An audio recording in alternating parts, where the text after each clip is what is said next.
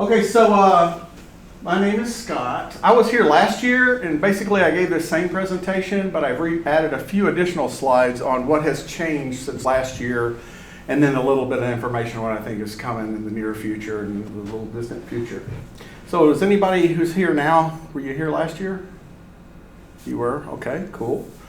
But that means they're not going to be mad at me for having my same content. Okay, cool. So I assume you came to this because nothing else interested you. And I realize this runs over into another presentation. So has anybody got something else they want to go see that's in the latter half of this? You won't hurt my feelings if you want to leave to go somewhere else. So when you're here, I assume because you also have some kind of retro gaming fun that you have or you're interested in. And I can maybe cater a little bit of what I show you to certain things. So are there any particular systems that you're more interested in than others? The Mister doesn't do everything, but it does do a lot of stuff, and I'll definitely show you what it does do. Anybody want to? Yes? For years I've been trying to play Command and Conquer on Windows 11.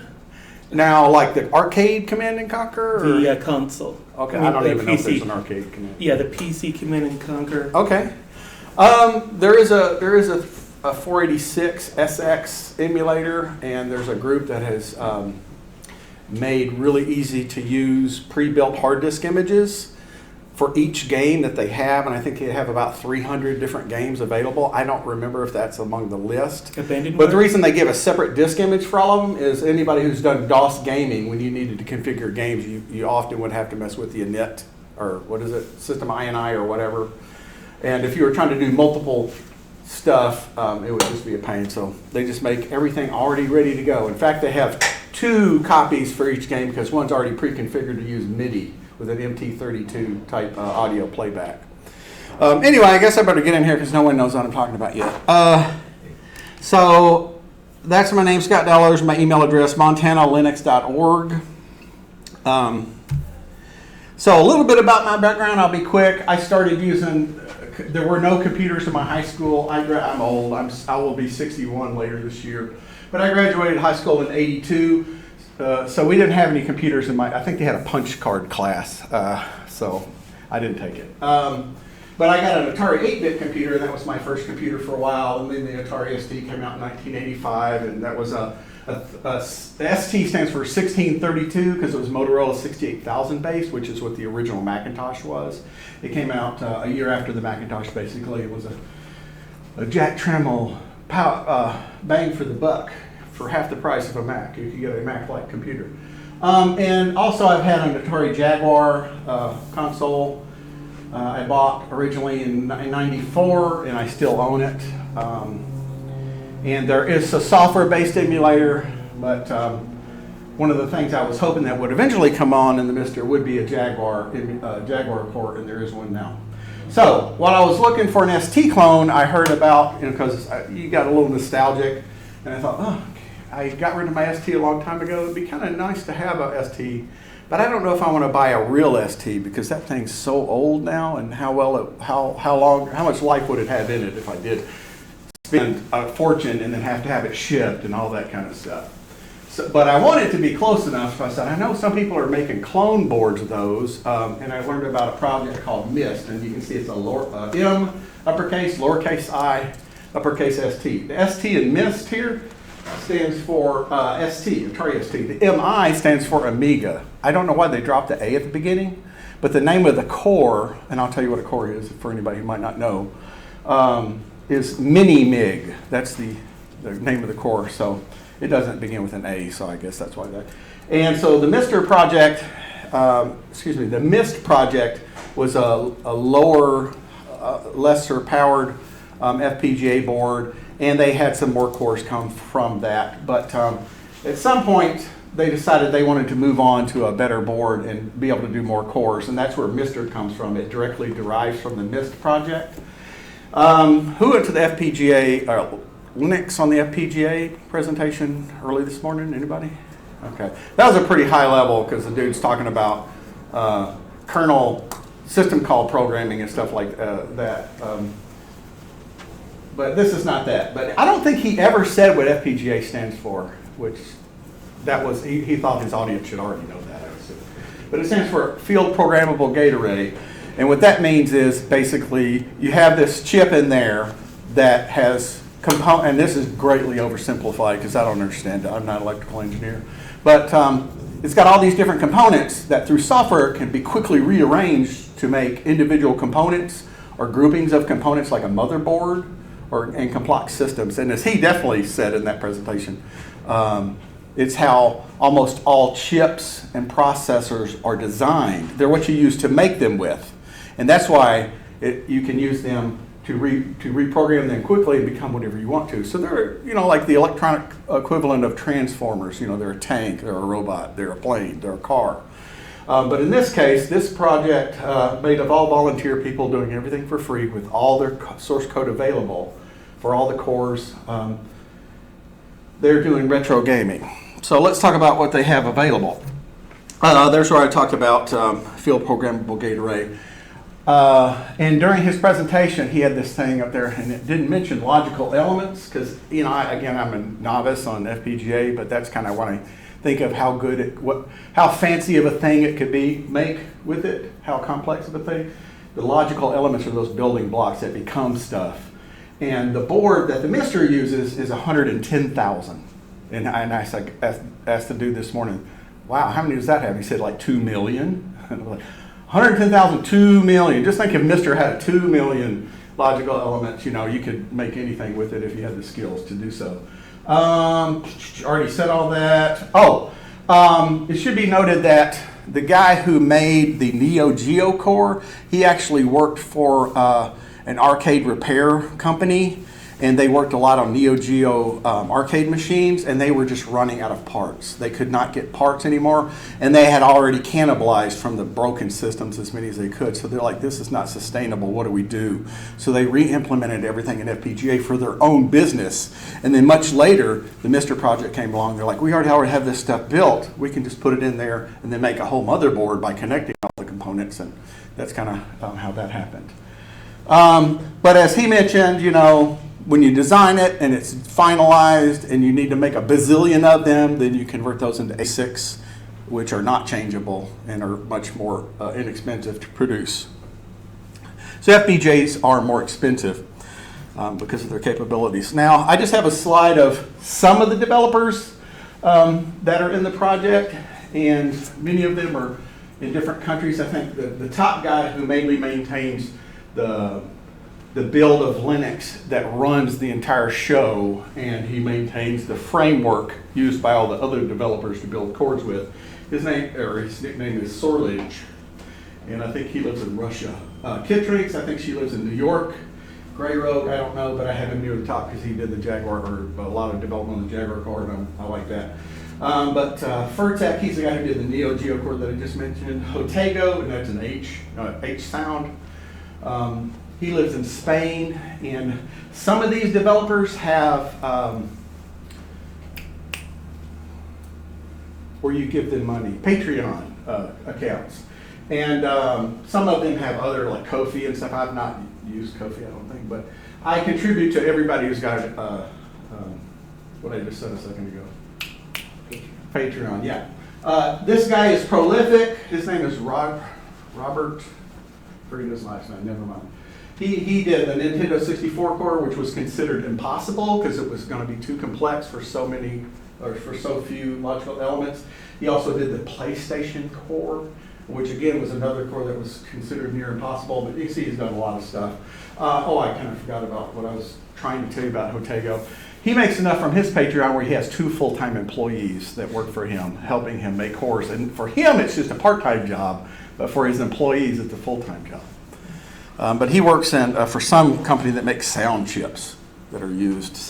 And lastly, SRG 320, he lives in Ukraine, and he has still been plodding away making stuff. And here's some of the stuff that he did.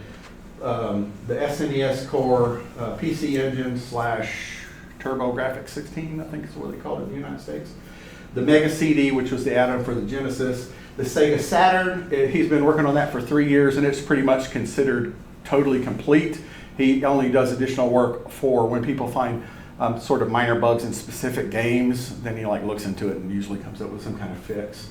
And it just so happens there was an arcade system that was based on the Sega Saturn called the Sega Titan Video, and they're like, that's so close to the Sega Saturn. Somebody forked it, and it became a separate core because the Sega Titan uses cartridges rather than CDs like the Saturn does. So by eliminating CD support, that gives them more logical elements to work with. And he's also currently working on a 3DO core. I don't know if anybody knows what a 3DO. I don't think I have a picture of my slides, but anybody? Trip Hawkins, you heard of that guy? He made a gaming console company that didn't do very well. Took it a few years before it died, but the 3DO was a multimedia system. Anywho, let's get moving on. Last year, one of the things that changed was the development board used by this project is from Altera. No, Terrasic. Terrasic is the name of the company.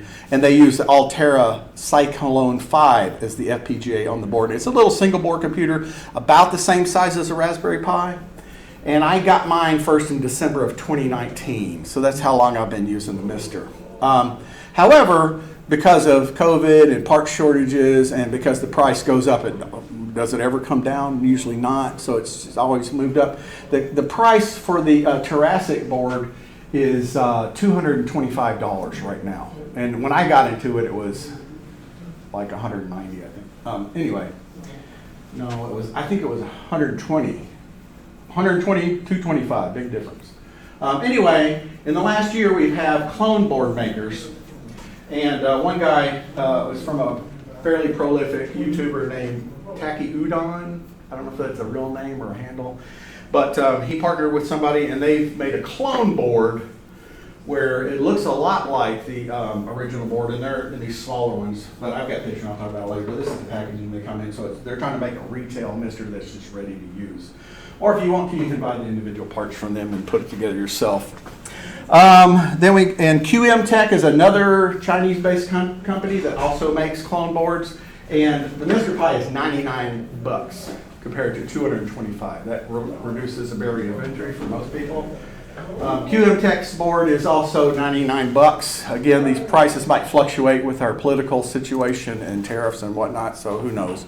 And I don't know if they charge you tariffs on individual purchases as a consumer from a retailer in China or not, so that remains to be seen. If anybody knows, feel free to let me know. Some new cores that some of them are more complete than others, but we got a Philips CDI.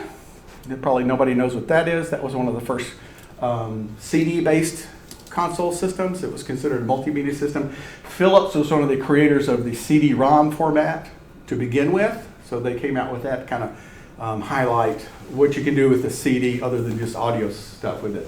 Sega Saturn, I mentioned, has been around for a while, but it's pretty much considered 100% complete. Atari Jaguar core had kind of been in development, but they had trouble with it, and it kind of just died on the vine. But in the last couple of months, they picked it up and got it working very well, and it plays probably about 95% of the retail library of the games. What remains to be done on the Atari Jaguar core is to add CD support. Atari produced 20,000 CD units, and they had like 14 retail games, so there's not a whole lot there. But it had something called the VLM, which is a virtual light machine made by Jeff Minter. I don't know if anybody knows who Jeff Minter is, but he's like a god in certain retro gaming circles. And it makes a light show when you play audio from audio CDs. So I'm wanting that to be done because that would be amazing. Tap2 and Zapparoo, I think they may have existed before I was here last year, but it used to be, the original name was Tap2, and for some reason they changed the name to Zapparoo. Both of them are, what is it? It's an NFC card reader system, and I personally think it's kind of silly. I don't have much of a use for it. It allows you to like attach stickers to cartridges or have NFC cards and program them so that when you have a reader, you can just tap it and it'll automatically load your game. It's not hard to load your game. You just go to the menu, you pick what console you want, you just pick the game. That's easy. Do I want to make a card for 10,000 games and have to find the one that I want? And probably not. But anyway, I think I have a short video on that I'm not gonna, I'll just show just so you can see pictures of what those things look like. We had light gun support in many of the cores, like the NES core for like Duck Hunt and those sort of things. But those require analog displays because that's just how those work. But now they have support for digital ones and ways to set those up. I haven't used any light gun games, so I don't have any personal experience with them. And then we have a bunch of new controllers that go with the new cores. Somebody was asking me about SNAC earlier. I'll bring that up later. That is a way, it stands for Serial Native Accessory something? Connector? I think, yeah, connector. It's so you can use original controllers for the cores, you know. You can use an SNES controller and the SNES core, Super Nintendo core. And then there's this YouTuber guy named Ken. I don't know what his last name is, but he has a channel called What's Ken Making? And as a result of this QM Tech board coming out, they have one variant of their board where the RAM module is not a horizontal plug-in, it's just on the board, so the thickness of it is small enough that he designed a handheld mister. And he open sourced that, and then he has another video where he takes the entire time to show you how he built it. Now, I'm not a solderer, and it's at a pretty high level project, so I'll never do that, but somebody might want to be doing that. As I mentioned, here's what I see coming in the near future, in the next 12 months maybe. I already mentioned Jaguar Core, CD support, Virtual Light Machine. I'd love to have that. The 3DO Core, which no one gave me any kind of glance that indicated that you knew what I was talking about, so I'll just keep going on that one. Capcom 3, CPS3. Hotego has promised to do it this year, or I don't know if promise is the right word, but he said he most likely will get to it this year. And that one runs like Street Fighter 3 series of Street Fighters, which some people I think like. So there's a lot of hope that happens this year. And as I kind of talked about a little bit with the Mr. Pi, we have these people who make the clone boards. Well, people are doing things with those clone boards and making projects out of them, like What's Ken Making? But Retro Remake is the company behind the RetroPie boards. Well, since they have the boards and they have the ability to do so, they're actually going to make retail builds in different form factors. And their first one is called the SuperStation 1, and I have a picture of it here in a second, so you'll see it. And that's, you know, instead of PlayStation 1, it's SuperStation 1, and it's modeled after the end of life. Near the end, they came out with a redone PlayStation 1, and it looks a whole lot like it. Retro Remake also has a handheld, and they've shown pictures, so they've deepened the design, but they got to get the SuperStation 1 out first. Then they're going to move on to a handheld, and then they're going to have a flagship, which supposedly is kind of like the SuperStation 1, but it'll have ready-to-go SNAC connectors for multiple consoles, so you can plug in native controllers without having to get, you know, all the cabling and all the adapters and all that kind of stuff.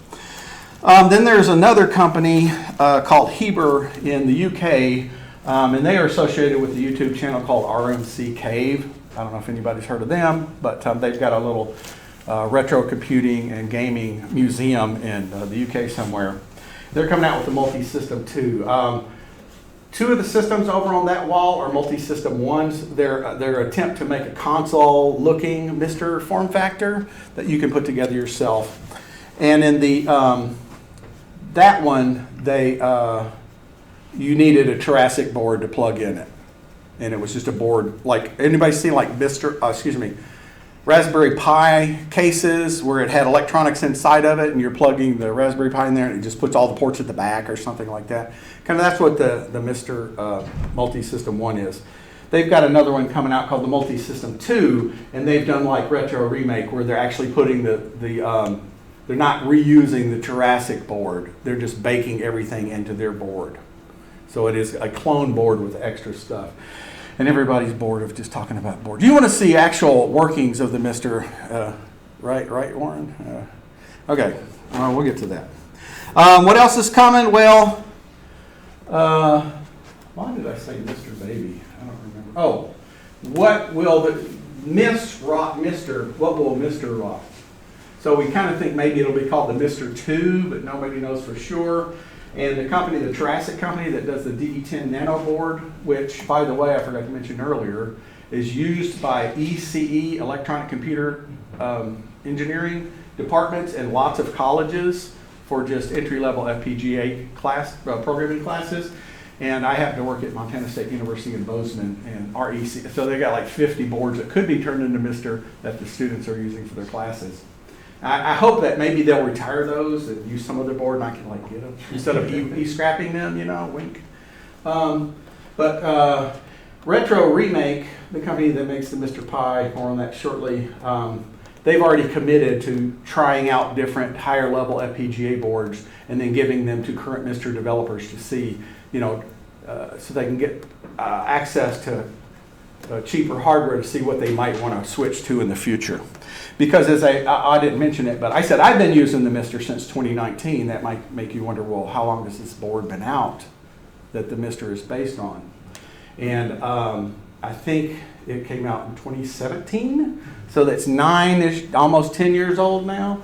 And you know, who wants to buy this old hardware? We're like, well, maybe if I wait a bit longer, they'll switch to a newer board and I can avoid that, and they'll have all the cores ported to the new thing, you know. I think it's better just to go ahead and get what's available and worry about the future when the future happens. There's the SuperStation 1. This top part is really the console itself. The bottom part is an optional add-on that provides a CD drive so that you can't play games directly from CD, but you could use it to rip the CDs to a disk image. It also has additional USB ports, and it also has on the bottom the ability to add an NVMe drive for storage. So you can store all your games and stuff on there and be pretty fast. Here's kind of like what the back looks like and the sides, and you can see all these ports. Would it help to turn the lights off? Can y'all see better? Or you can see well enough already? Okay. Anyway, you can see these are all component cables, composite cables. I think, or maybe I got those reversed. And just all the ports that the Mister normally has. But in a retail turnkey, out of the box, they even give you a micro SD image. And so the only thing they don't give you are the ROMs for the games. So you can just buy the retail thing, and it's not such of a kludgy do-it-yourself project anymore. And since I bought some Mr. Pies, they're like, oh, you're one of our customers, so we give you a special deal. So I ordered this for $159. And it also has an NFC reader in it as well. So if I wanted to really do that Zapparoo thing, I could. I'd have to get some NFC cards. But this has Snack built in, so you can just plug in PlayStation 1 controllers directly into it. And it also has memory card. So they've got that hooked up through Snack as well. Again, Snack is this function that allows you to use original stuff. It plugs directly into the core. So when you load that PlayStation core, you can use native PlayStation stuff on there. And you don't have to use get all these special cabling and adapters like you normally would on a do-it-yourself type Mister.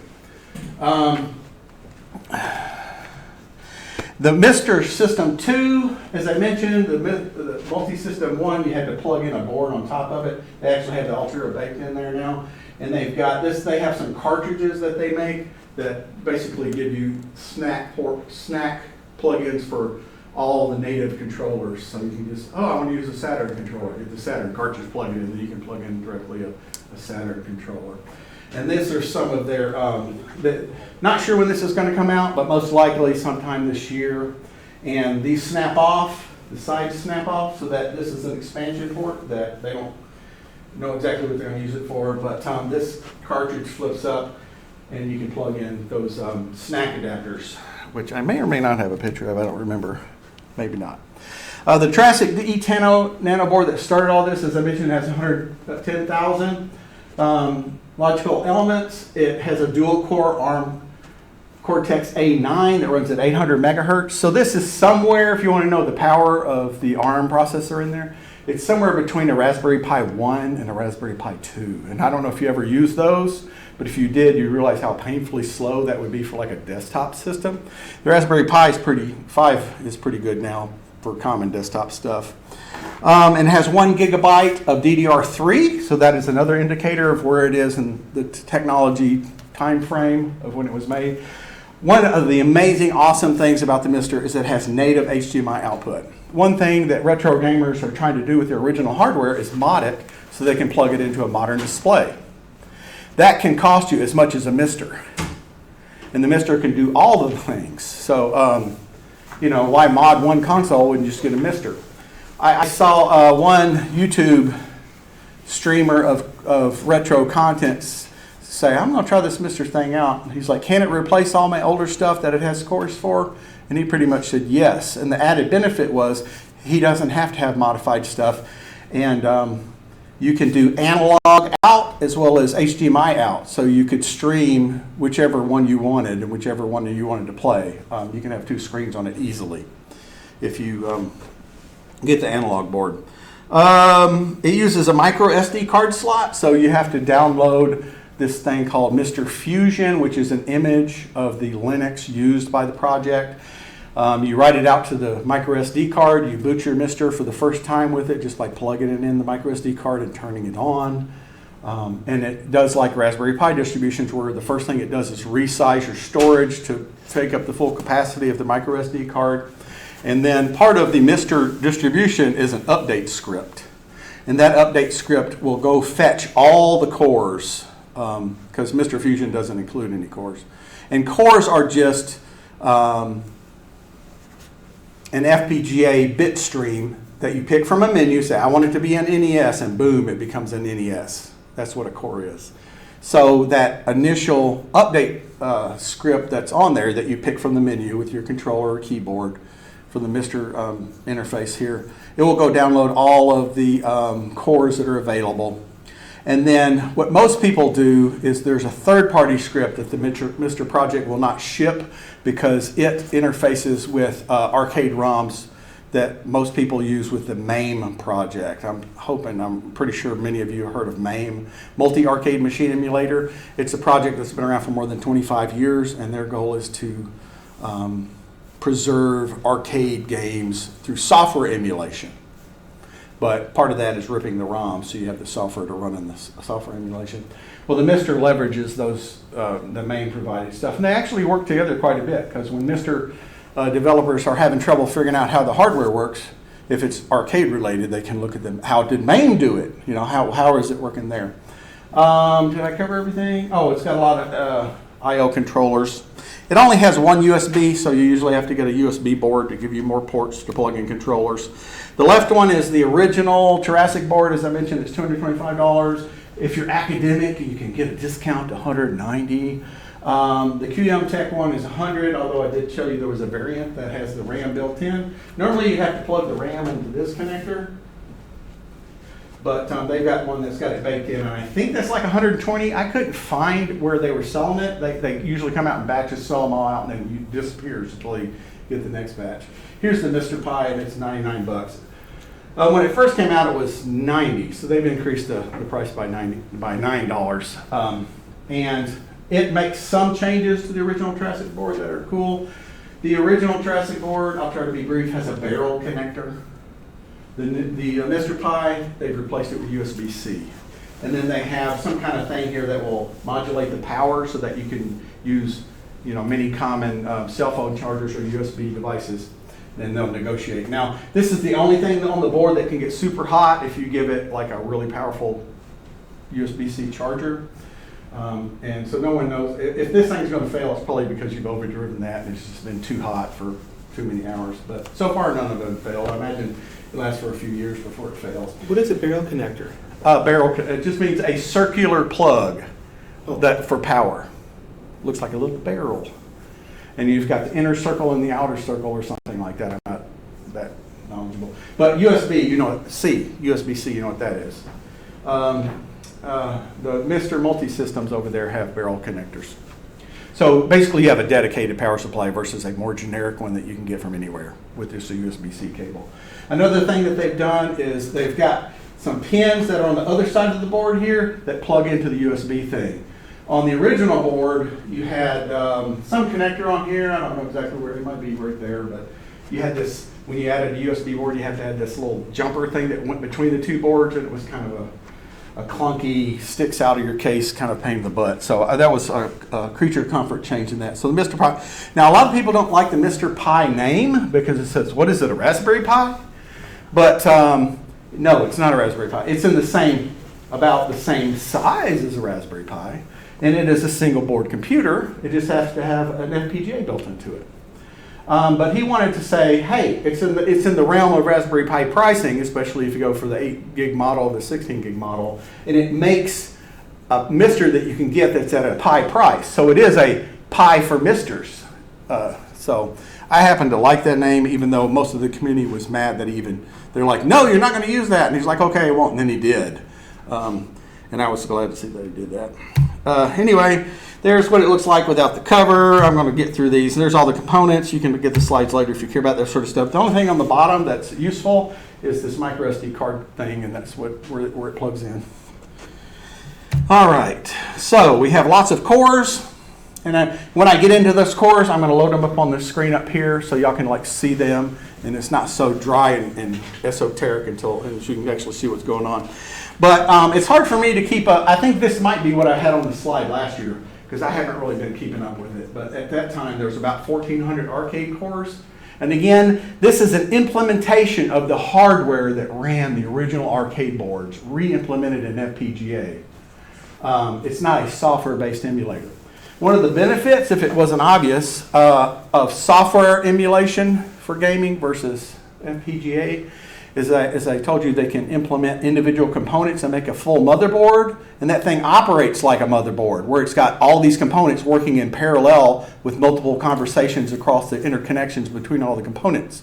Software does usually not work like that unless you've got a super talented person who can do parallel programming with multiple cores and multiple threads.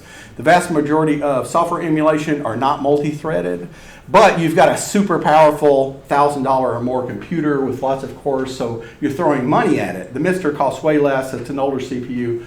I told you it was 800 megahertz. How much emulation could you do on a PC with 800 megahertz as its top speed? And I think 2 cores or something? Not much. Okay. Anyway, about 60 retro computers and about 40 handheld consoles. Again, those are the numbers I used last year. We haven't had a whole lot of change in that, but we've had some, and I don't think my numbers are totally accurate. What arcade machines, usually from the 1970s to the early 2000s. That's what I mean by stand-up arcade, just in case there was any confusion. Now on Friday night, I think y'all had an event there at some arcade place for the conference. Computers, it does almost all the 8 bits, some of the 16 bits, some of the 1632 like the Atari ST, the Motorola family, and some of the 32 bits. There are even some mini computers and mainframes that are implemented that have cores. Altair 8800, I don't know if anybody's familiar with it. This was the first retail personal computer that you could buy in a kit format where you put it together yourself. It predates me a little bit, I have to admit. Or you could buy it pre-manufactured for way more money. And it was the first personal computer that appeared on the cover of that popular electronics magazine. The original Apple I, there's a core, as well as Apple II, that's on the right. TI 99A, which was when Texas Instruments did an 8-bit computer before they totally got out of the market after they got their ass handed to them. Timex Sinclair was the import of a Sinclair ZX81. It'll do that. It'll do the Sinclair Spectrum. This is the QL. Anybody know the significance of this machine relevant to Linux? Sort of. This was the first personal computer Linus Torvalds got. And no Unix ever ran on that. And there is an FPGA implementation called the Spectrum Next, which there's actually a core for the Mister. So these are like $600, and they only generate them in a couple hundreds per batch. And so people want to buy these things, but they can't produce them fast enough because they just don't have the funding. Well, you can run this thing on a Mister. It's one of the cores that are available. Of course, Commodore 64, VIC-20, Commodore 64, and then the Plus4 and all those funky ones that they did for business. I won't even have pictures of those. The Atari 8-bits, there's a wide range of 8-bits from Atari, but I just have one up there. Color Computer 2 and 3, and there is a flavor, I can't think of what it's called, but there's an operating system that will run on the Coco 3 with 128 kilobytes, no, 2 megabytes of RAM, if you expand it, that is like Unix, and that will run on the Mr. Core, by the way. And Coco users are spending fortunes to modify those to be able to run this thing, and you can just use the Mr. Core. BBC Micro, which UK people care about because that was the main thing that was in the first computers introduced into the educational system for children. And I'm going to just run through these because I know you're all bored out of your mind. Acorn Atom, Acorn Electron, Amstrad CPC, and this is just a sampling. I don't do all of them. MSX, which was a gaming platform mainly in Japan, where they had different manufacturers that implemented it. And actually, Microsoft was the company that established the standard, MSX, but it was only Japanese manufacturers that made these. So I don't know a whole lot about them, but there are some fairly good games for the time frame that those came out. Acorn Archimedes, which was, I think, pretty close to Acorn's Last Stand. It had a graphical environment and it ran RISC OS. Anybody using Raspberry Pi, they have a build of RISC OS available for the Raspberry Pi. Well, now you can run it. They have a core that implements the hardware on the MiSTer. Been around for a while. There's Amstrad PCW. I don't know much about it. TRS Model 80 Model 1. And as I mentioned earlier, the Commodore Amiga is the MI in MiSTer because it's the mini-MIG core. I think it was since last year, and I didn't have it on my slide, but they came out with functionality that also does the Amiga CD, which was like Commodore's last stand before they went out of business. And, if we pivot to a gaming console that uses the Amiga technology, maybe that'll save us. Thank you for transitioning. You'll come back in a second. There we go. And of course, my beloved Atari ST that I ran from 85 to about 95, using bulletin boards, electronic bulletin boards. Anybody use those with your dial-up modem where you go, psh, psh, psh. That was BI, before internet. And then the internet kind of killed all the bulletin boards.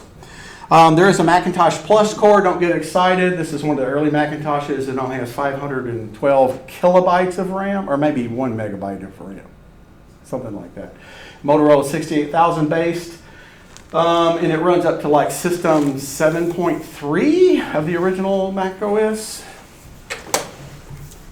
I'm not into the consoles yet, but I will show that. Yes. Could you attach a floppy drive reader to one of those? I don't know the answer to the question. If somebody wanted to and had the way to do it, it probably exists. If not, then no. But you can use floppy disk images, and you can find pretty much floppy disk images on the internet for any piece of software that it was pretty much available on the Mac. They're like archives of these Mac images. So we were talking about the Mac, right? Yeah. You can get Photoshop from that era, and it fits on a single floppy disk. And you can get Mac Write, Mac Paint, and you've got disk images for them, floppy disk images that you can use with the MiSTer. And then you can also have a disk, a virtual disk image, and you can install that on the hard drive, and then you want to get rid of your disk images, your floppy disk images at that point. If I didn't mention it, jump in any time. You guys I'm putting you to sleep, I think. Yes, we have or post-lunch. We have a 486SX. Don't get too excited. This is like when CPUs were like 60 megahertz. That was a 66 megahertz. That was a fast one. So it is limited in the DOS games you can play with it. But as I mentioned, there is a project that has packaged approximately 300 games in 2 varieties, normal sound card and MT32 for MIDI. And those are really nice, yes. What's it called? What is what called? The 46. Yeah, I don't have the right name. It's called AO486, I think is the name of the core. AO486. And again, the MiSTer project with the MiSTer Fusion, setting it up, the original update all, and then the original update and then the update all. You run those and you will get all the cores. You don't have to hunt them down. So you'll get this one, it'll just be there. There are some development cores that, they will at some point make it to update all that you might have to go get, but in that case, you just go to the MiSTer Discord, find the channel for that core, and it'll be pinned. So they're easy to find as long as you have access to the MiSTer Discord. It's how you define Game of Doom. Yeah, it can do Doom and Hexen, I think, and like Secret of Monkey Island and all of the Sierra games, like King's Quest and Leisure Suit Larry and all those games. I mentioned we had this you could consider a mini computer, the PDP-1. The PDP-11 is within the realm, but nobody has just made an FPGA-4 out of it. And this actually simulates the circular screen, and you can play the very first video game. It's packaged with it. Space War, I think. I may misremember that. And it's got like a little paper that comes up because for normal, this didn't do text, I don't think. This was only for graphics output. So this was a teletype thing for the actual display of the computer, you know, that printed out for anybody who might remember such a thing. Everyone's going, what the hell is he talking about? And I mentioned it does have a mainframe. I'm not sure, something comes up when I do this, but I don't know what to do with it. So I would have to find the documentation to read it, but they've got the EDSAC from 1948 available in there. Let's talk about consoles, and I'll actually get into them. I didn't mention it, but I did have an Atari 2600. There's the Atari Jaguar that came out in '93. I did have an Atari Lynx. That was like before the Jaguar, and this thing does now a Jaguar. I mentioned snack controllers. I've kind of got a hybrid solution here. Someone was asking me about that earlier. Did I put it away? I guess I did. There's a port on here, or a USB port, that's not a USB port. It's a snack port. So you have to plug in a snack adapter, and then you get the adapter for whatever controller you want to. And that, when you run the core affiliated with that, like you had an SNES adapter, I'll get out of the screen. You could plug in directly an SNES controller, but the SNES controller would only work on the SNES core. You couldn't use it to navigate the MiSTer menu. So there's a company called MiSTer Add-ons that makes stuff for the MiSTer, and they've got this USB-based solution that plugs into just a regular USB on the MiSTer, and then you buy an adapter for whatever original controller you're interested in. And I've got one where I'm using the original Jaguar controller. So just to kind of, I'm going to take a minute, and again, if y'all want to move around the room so you can see better, or just walk up here or whatever, or just say where you're at, whatever you prefer. I'm going to load the Jaguar core, and just to show you how I can use the original controller on it. So I'm going to pick console for the menu, because the Atari Jaguar would be in that list, and then here's all the consoles, and again, 99% of the stuff on here just comes just with the update all. You don't have to go hunt it down. I do have a few development things in here that I haven't talked about, but I'm going to go to Jaguar.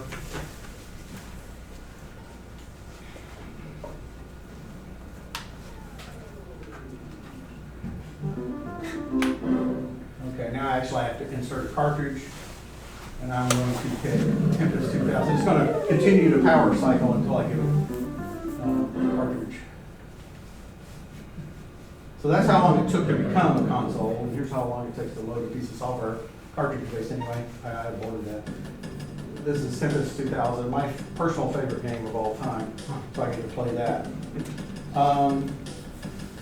So that's how I can use a native controller. That was the main thing I want to show you. I'm going to load, say, I don't know. I think I'll move on for now. I'll come back to this in a minute. I'm sorry I'm jumping all around, but but yeah, when they got the Atari Jaguar, I was like, yay. One interesting little tidbit, Atari, when they went out of, well, they kind of sold a few times, and now some company still owns it, and they're still doing gaming products, but of course there's nobody left from the original Atari.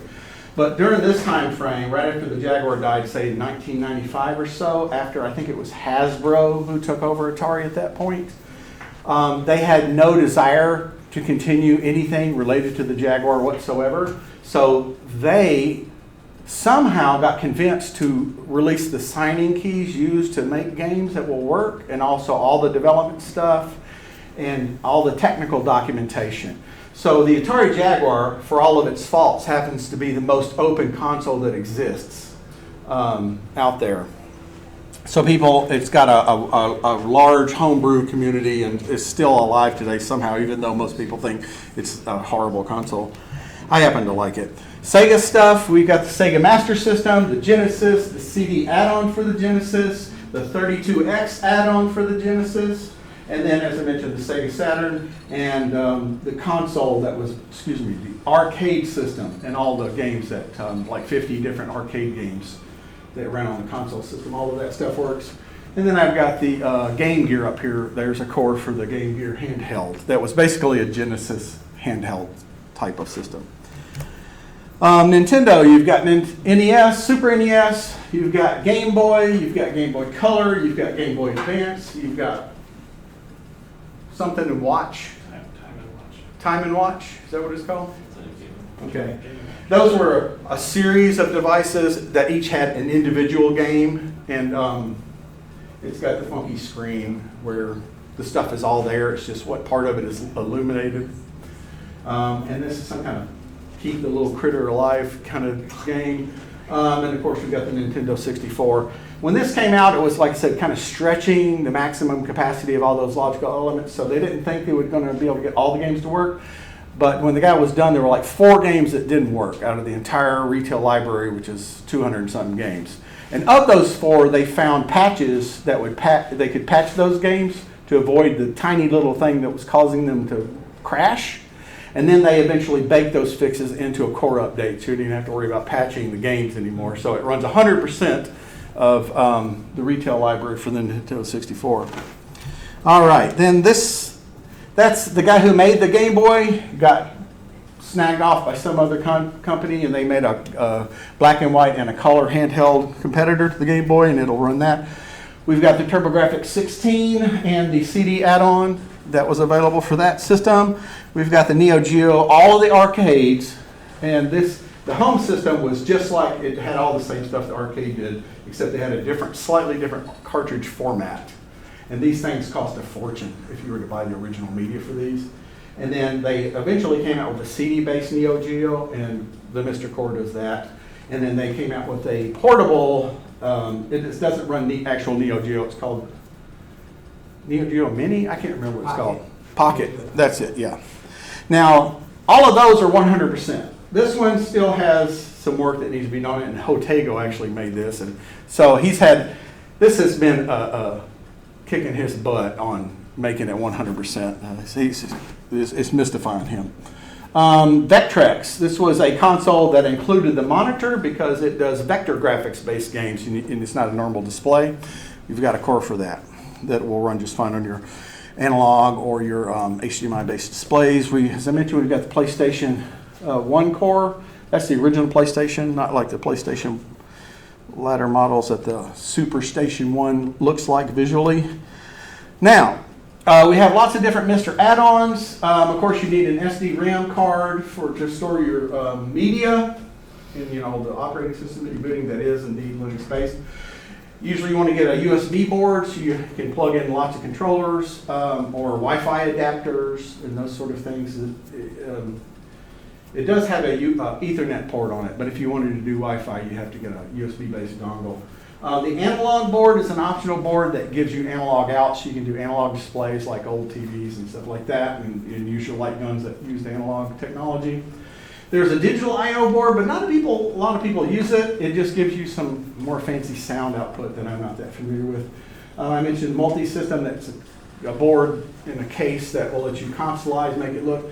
There are several companies that make JAMA adapters. Anybody know what JAMA is? It stands for Japanese Arcade Machine Manufacturer Association or something like that. And the early arcade systems are all proprietary. And then at some point they're like, we need to make a standard so that we don't have to make a new design every time we come out with that. So it's a way to plug in your board that will hook up easily with all your controls and your video and audio out. And what that means is you can take a Mister and plug it into a native JAMA arcade machine, and it just becomes an arcade at that point. I've already mentioned SNAC and original controllers. There's a MIDI add-on that is MT32 based. Does anybody know what the MT32 is? Originally, it was a MIDI box that cost about $700 that musicians would hook up to their setups, and they could play musical instruments through it. And then computer enthusiasts started using it when games publishers started using that as an optional audio board. You get much higher fidelity audio from that. Well, and then anybody in the Raspberry Pi community, there's a software-based emulator, so they've got basically a Raspberry Pi solution where you can plug in a Raspberry Pi distribution and it becomes an MT32 clone.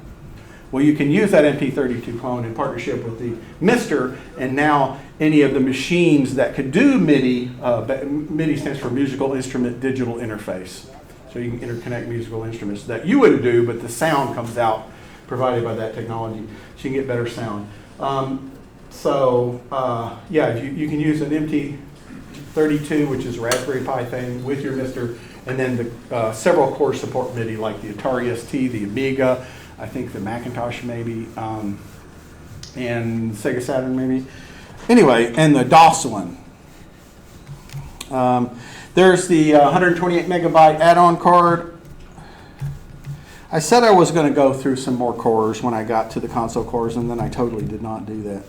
Let's back up, and I'll show you the Nintendo 64 core over here, because I have a Nintendo 64 style controller that just uses a USB connector, and it's not working.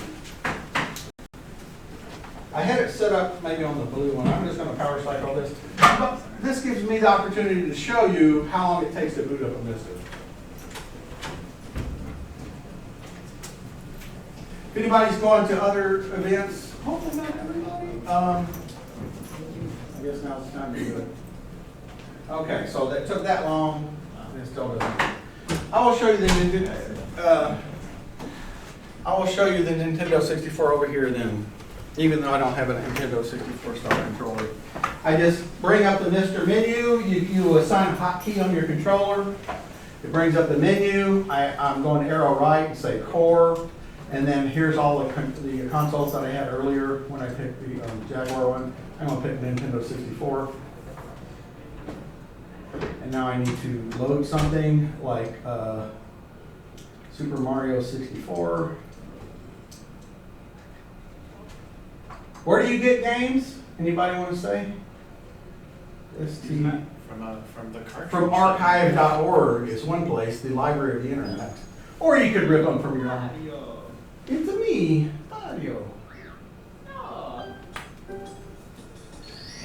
So is the NFC thing designed to replace that? Just No, it doesn't have the games. It just says, right. So instead of going from the list, it just emulates. Yes, Oh, yes. I got my cartridge. And Yes. Now it's in. but since I have about 10,000 games on here, Yeah. I guess I could pick my most preferred 10 games. Sure. Because those cards will cost you like 50 cents a card. Yeah. Anyway, you can see the Nintendo 64 works great. I'm going to switch to the Super NES. And the Super NES course plays all the SNES games. I don't know if anybody knew, but some of the cartridges that you bought for that actually had additional video chips and audio chips in them for enhanced games. So that's why the cartridge was so expensive. You're actually playing for a second console kind of baked into the game. And this implements all of those. So like Star Fox will work, although I'm not going to. I think it's in a special menu for those. I don't know what I'm going to pick. Anyway, boom, I load a Super NES game. Do the save game files just go back onto the SD card next to the ROM? Yes. Well, they're saving a different directory for game saves. There's a directory for each core for the games related to that core. So you're saying this comes with the consoles preloaded, but the games you go and Yeah, you have you to have to get go them and fetch them yourself. yourself. If you're legal, you have to own the cartridges and you have to find a way to rip them yourself. Although some survey was done, about 94% of all retro games are no longer available in any retailer. So the only people you're getting them from are used. And so the original manufacturers, the original programmers aren't getting any of that money. It's mostly a scalper's market now for resellers. So who are you hurting by getting them from archive.org? Now, if they are commercially available, maybe, I encourage you to consider buying those as well. So that was Super Nintendo. Let's go to Genesis. They call it Mega Drive because that was the European name for it. There are websites that have abandonware. Yeah. I mean, there are sites that cater to ROMs, but archive.org, you can get like most of the games in one fell swoop for a particular platform. I'm randomly picking games that I've never even tried before, so I'd love how well the games run, because it's Yes, all the core authors try to be as cycle accurate as possible. So anyway, you want to see a PlayStation game? Okay, let's go back to consoles. It's under PSX. Can you load Tank Wars? Is that an arcade game? Oh, that's a PlayStation game. I don't have every PlayStation game ever made. My micro SD card storage is, when you get into platforms that use CD games, they can take up a lot of storage. But let's say, I'm having a brain fart. I didn't even load the PlayStation 4 yet. I'm trying to load the PlayStation. Okay, you'll know it's the PlayStation Core here in a second.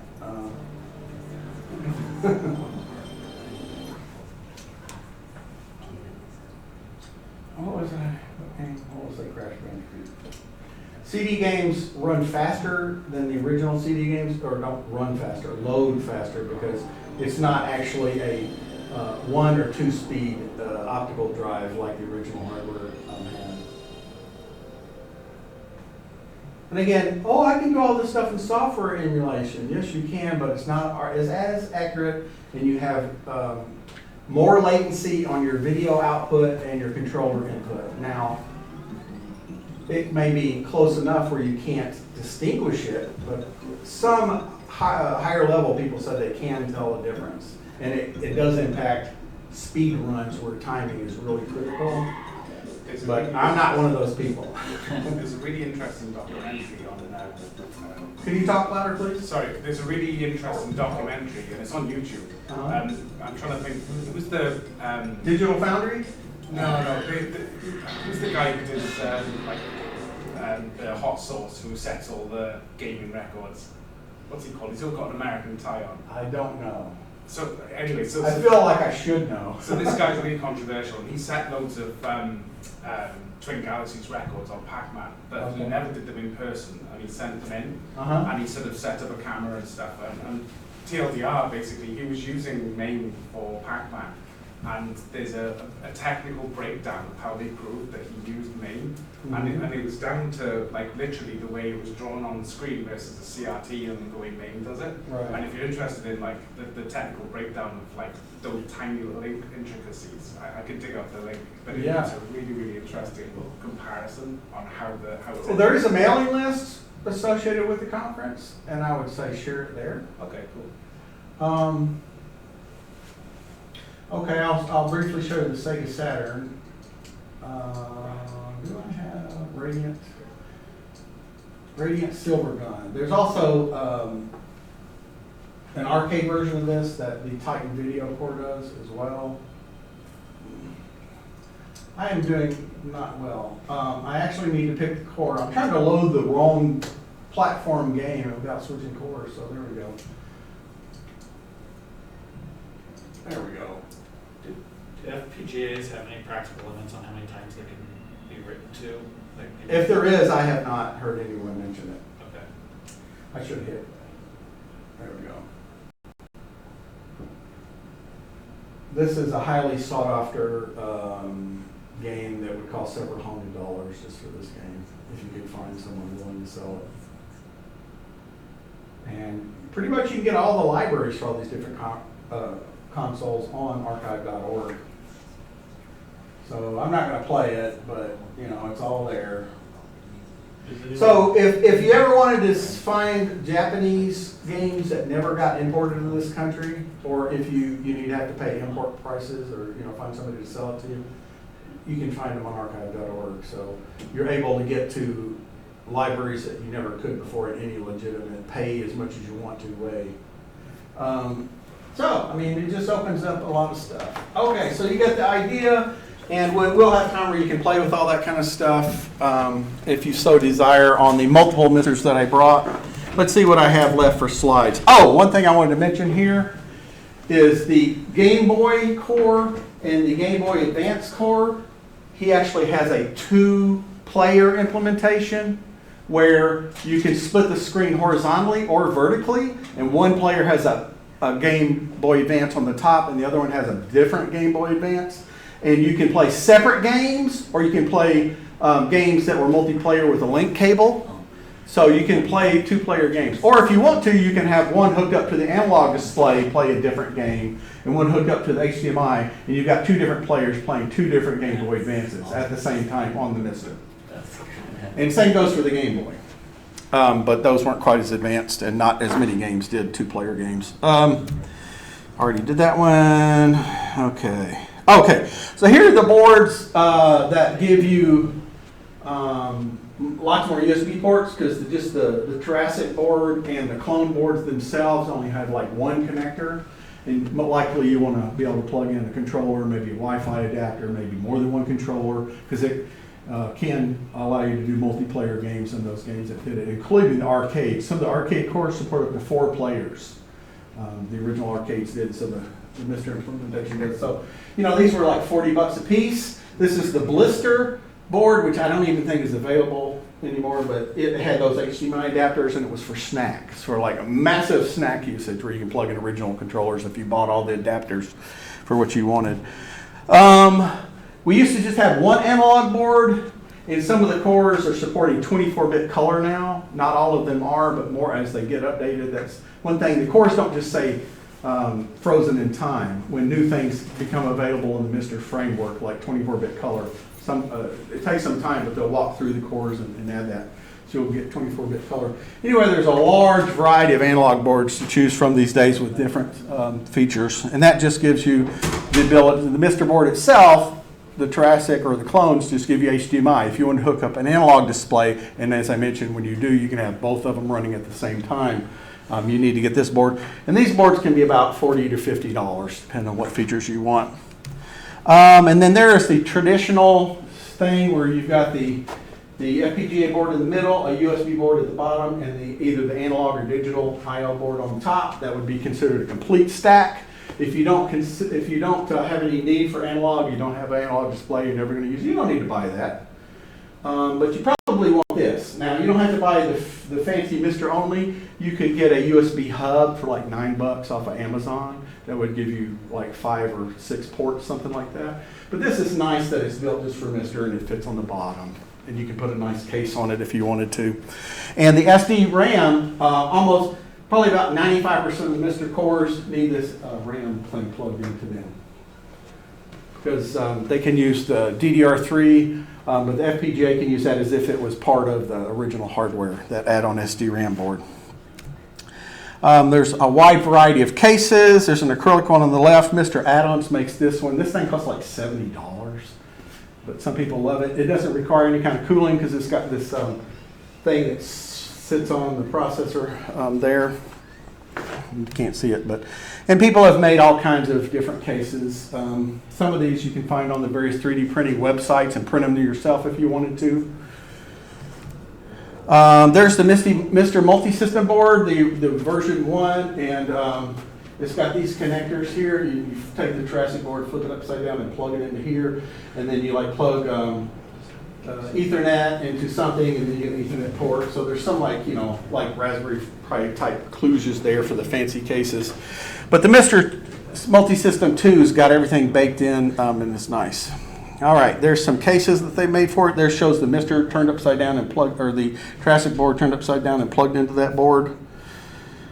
There's cases again. They actually released the design for this board, and now other companies can produce it, or you can pay, these board manufacturers. You give them the thing, and they can produce them one-offs if you want, or you can just buy it from them. They'll do it too. They also have a 3D printing farm that they print these cases, and there's some examples of those cartridges I was talking about.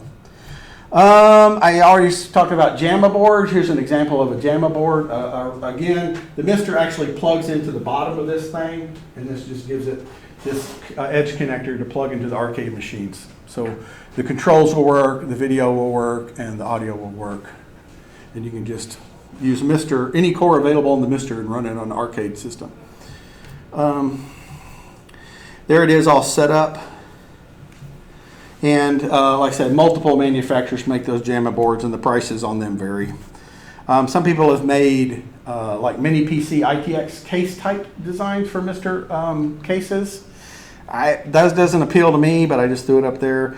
And there's another JAMA thing that's kind of weird because it's got the stack kind of designed to the case, but yet the card edge is still sticking out.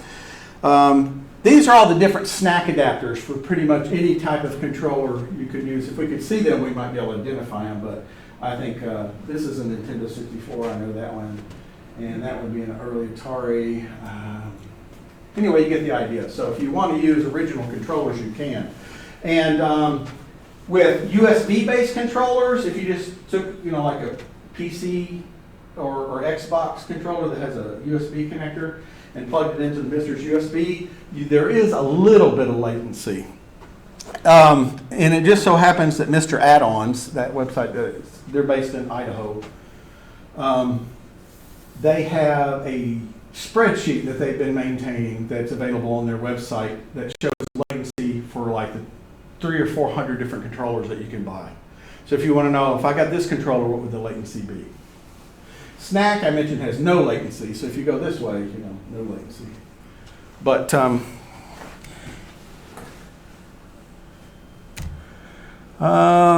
they even have some add-on boards.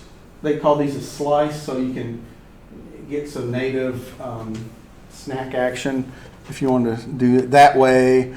There's the MT-Pi 32 or MT32Pi, and this was the original hardware looked like that I mentioned, cost about $700. This was like a synthesizer without a keyboard hooked up to it. You would hook up your preferred keyboard to it, and then you could play it, and it would be your synthesizer. Well, we've got that emulated on the Mister. And if you actually wanted to use physical MIDI devices like keyboards, they are adapters you can hook up to the Mister, and then you can control those devices with like the Amiga or the Atari ST, because the Atari ST actually had MIDI ports on the original hardware. That was one of the features that made it stand out. It was really popular among musicians. So yes, if you wanted to have actual MIDI ports and plug into physical devices with the Atari ST core and run all the MIDI software related to that, you can totally do it. And that's about all I have. Other than I think I added one slide at the end for those who might be interested. Well, how hard is this thing to set up? I kind of briefly said it earlier, but this lays it out. You download an image, write it to an SD card, micro SD card, boot it up for the first time. It will resize the partitions and reboot. Then you run the update script that is included. You can find it from the menu in the scripts thing. Then you'll likely want to get this, because update all, it downloads all the BIOSes needed for all the things that the Mister's official update might not do, because there's copyright issues involved there. It's kind of like Codex on some Linux distributions. Like Fedora doesn't ship the royalty encumbered ones because they don't want to get in trouble. And then you add the third-party add-on, the third-party repository, so you get all that stuff. Well, this is like the third-party repository, where it's up to you to decide whether you want it to go get those main ROMs for you or not, or those BIOSes for you or not. So far as arcade systems, this will go get everything for you. You don't have to hunt it down on archive.org. It will go grab all those. Okay. So you're covered on the software for all the stand-up arcades. And as I mentioned, archive.org. For anybody who's tried to set up Batocera or any of those other retro builds for Raspberry Pi, I think they're very similar, although I think the Mister is a lot easier because it's got some automation that will download stuff for you. Maybe they have that on the Raspberry Pi as well, I'm not sure. I haven't set one of those up. And I think that's it. So, unless you got any questions, this was, as I mentioned, the retro remake, that's what the R2 is. They're trying to give a retail Mister, or did you want to? And they've got nice little packaging. I don't know if anybody knows what that's styled after, but this is the Sega Master System style that their packaging and games have. He's a Sega person. Here's what a snack adapter looks like. It plugs into the snack port, and this happens to be a Super NES connector, so you can use a native Super NES controller. But I bought two of the systems from them. One where it was all the components, and then I had to buy extra the acrylic case, and I put it together myself, and they have a nice little video. Or they also have what's called, I believe, the Mega Pack, and that's where they put it all together for you and you just take it out of the box. You have to provide your own power supply.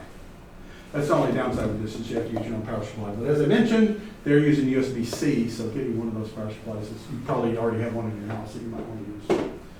I don't know how much time I got, but yes.